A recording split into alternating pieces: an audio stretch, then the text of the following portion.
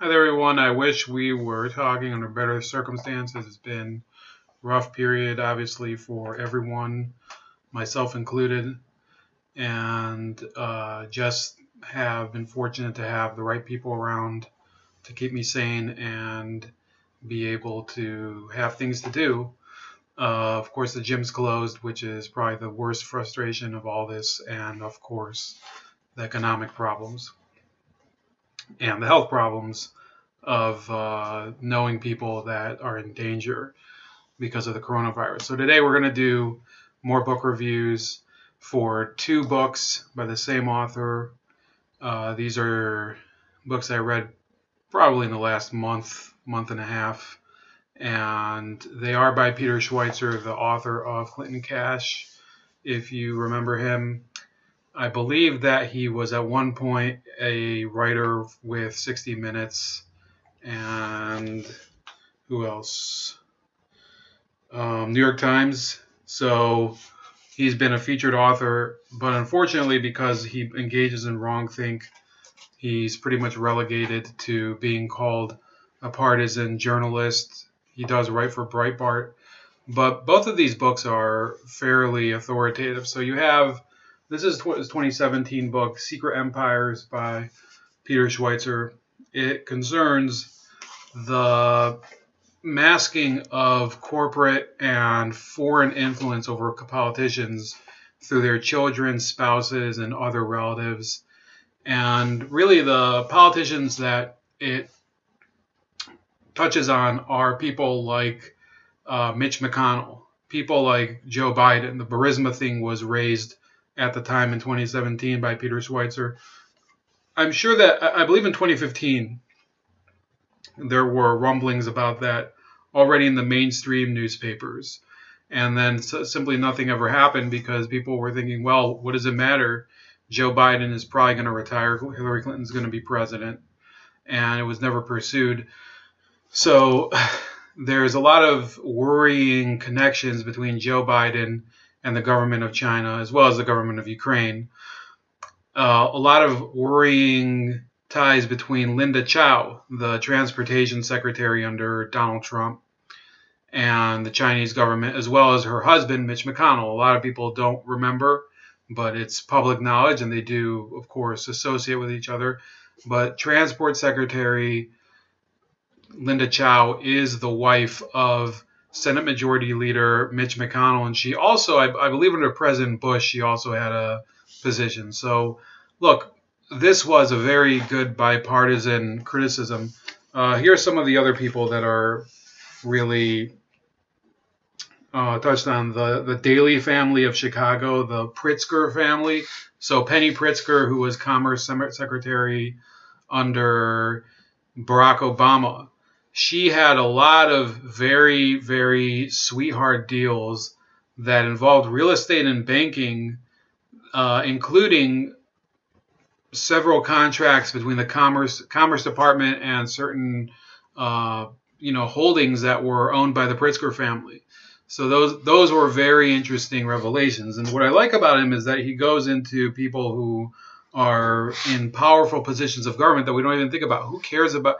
Do most of you who are reading even know or watching? Sorry, you're watching this video, you're not reading it. But do you know who the current Commerce Secretary is? I bet you have to go Google the man's name. His name is Wilbur Ross. I'm telling you right now, so you don't waste your time.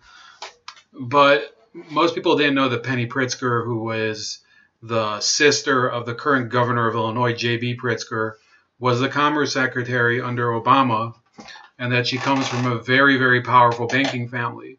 So that there was her. There was the Daleys, who were the family that controlled Chicago for so many years. Jared Kushner, a lot of stuff about him and about various real estate connections and connections to the government of Qatar that are very controversial.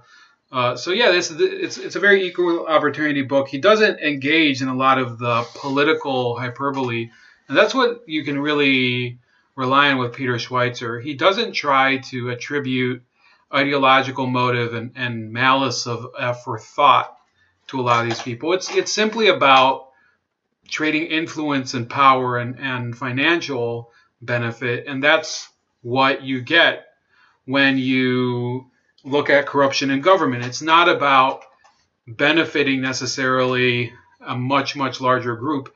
It's literally the opposite. It's trying to concentrate as much wealth and power among as small of a group of people as possible. Other people in this book, let me think. So much of it is very much focused on the issue of Hunter Biden, the issue of Devin Archer, who was his main collaborator on a number of these ventures. And they introduce, or Schweitzer introduces the concept of a princeling. And this is a concept that is very, very much present in the politics of modern communist China, which is, in some sense, it's not really a communist country. It's a country where people who are part of the in-group, part of the party's central committee and Politburo and various organs, those people are close to power, and therefore their family members have access to all sorts of financial benefits. So he does make this connection that American politics, unfortunately, has become, if it wasn't always this way, but it has become very much like the politics of China, where if you are connected by blood, especially by blood relation, if not by marriage, to one of these people who has the keys to power, then you have access to wealth. And I think that that's really the main message of Secret Empires. So once again, Secret Empires, wherever you can find it. Usually the books I review here, I do like. I'm not trying to pretend that I'm going to bash most of them, but yeah, that one's highly recommended. I think Peter Schweitzer is an amazing investigative author, very concise, very readable style, by the way. You don't have to have some sort of accounting training or any deep financial background in order to understand what he's talking about. It's very, very accessible to the average reader. Similarly, Profiles in Corruption is not as balanced of a work in terms of who it is slanted about politically, because it deals with a lot of these politicians who have been running for president in the last cycle or who may do so in the future. And I want to say that one of the things that impressed me was that it went in depth into the past of my Senator Sherrod Brown and how he was not really a working class person. He came into politics at a very young age. As a young lawyer who I believe he went to Yale, and despite his family having some working class background in its distant past, I believe his dad was a doctor. So Sherrod Brown was never a person who came from some modest upbringing. And in fact, a lot of the stuff that he's done in the Senate has been to benefit the trial lawyer lobby, mainly people who are trying to be able to pursue corporations or businesses for injuries. So his brother is an injury attorney, personal injury attorney, what is derisively and derogatorily called on the street an ambulance chaser. Most of you probably know that. And this goes into some detail Sherrod Brown's connection, which is it's a good exhibit of why he didn't yes, this is, I would say, a partisan book. It really only focuses on people who are in the Democratic Party. None of the figures who are in here, Kamala Harris, Joe Biden, Cory Booker, Elizabeth Warren, Sherrod Brown, Bernie Sanders, Amy Klobuchar, and Eric Garcetti, none of them are from any other party, whether Republican or otherwise, besides the Democrats. But I want to emphasize this. Most people wouldn't care. I mean, a lot of people don't even talk about Sherrod Brown over here in Ohio. Therefore, on the national stage, what difference would it make? The difference is that this is looking at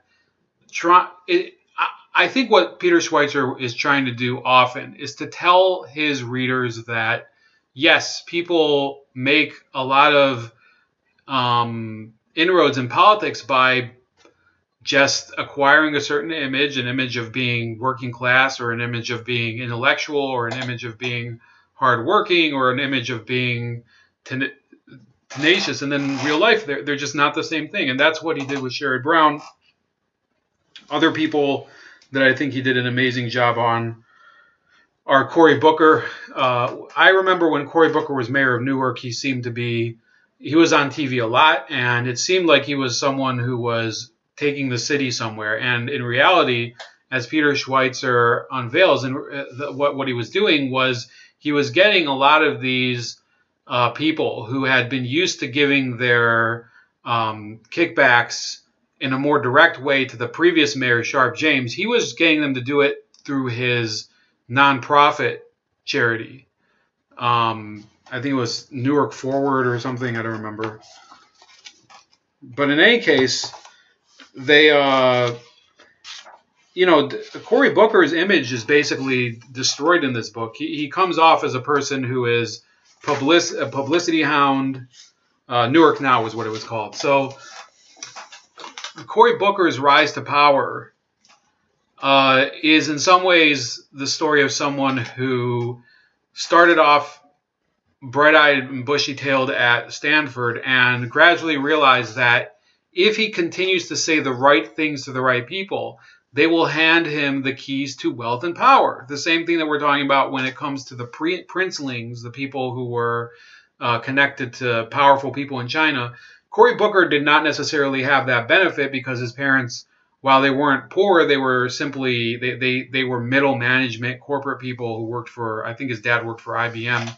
So Cory Booker had to go through this phase of working his way through college and at Stanford and trying to, and getting onto the Newark City Council and a lot of local activism and various episodes of him doing these spectacles, such as his I think they called it his, he did a hunger strike, and then he did some sort of welfare strike where he tried to live on the average food stamp budget for, I think, a month. And it was, in many ways, it was just a stunt that was not even faithfully executed.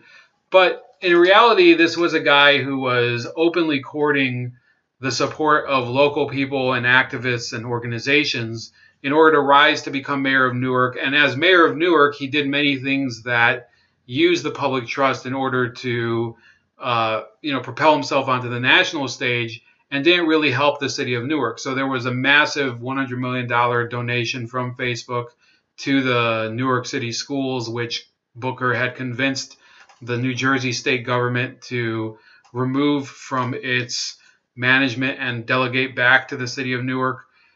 That money went completely to waste. It was squandered on administrative costs. A lot of it was squandered on publicity and on public relations and on consultants and things like that, all of whom had connections to Cory Booker or his nonprofit Newark Now.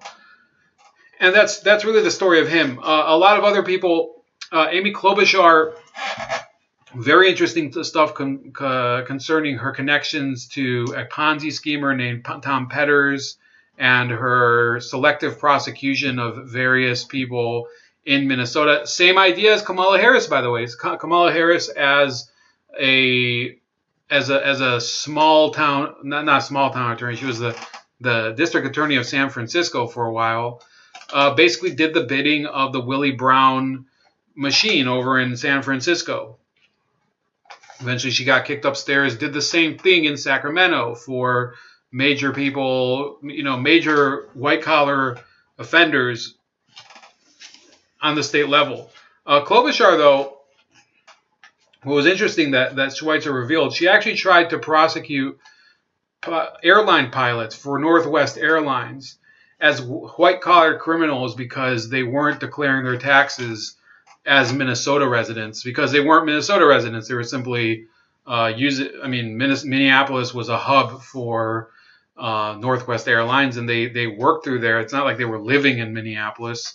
So she tried to pursue them for back taxes and things like that. That was her idea of pursuing white-collar criminals, even though a number of them were actually contributing massive amounts of money to her campaign. She also received money from a lot of medical device manufacturers, which, look, I've worked in medical devices. I think it is important for this industry, medical devices, to remain feasible and affordable, and that innovation isn't obstructed by regulations.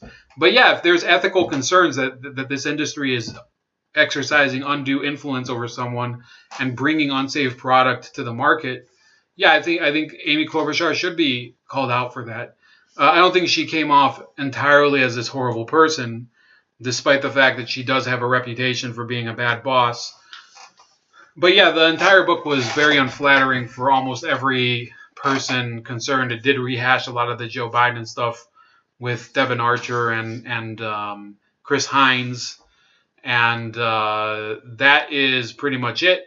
So yeah, you can pick up your copy of either of these books. You got Profiles in Corruption, obviously a play on JFK's Profiles in Courage, and you got Secret Empires, both by Peter Schweitzer, wherever fine books are sold.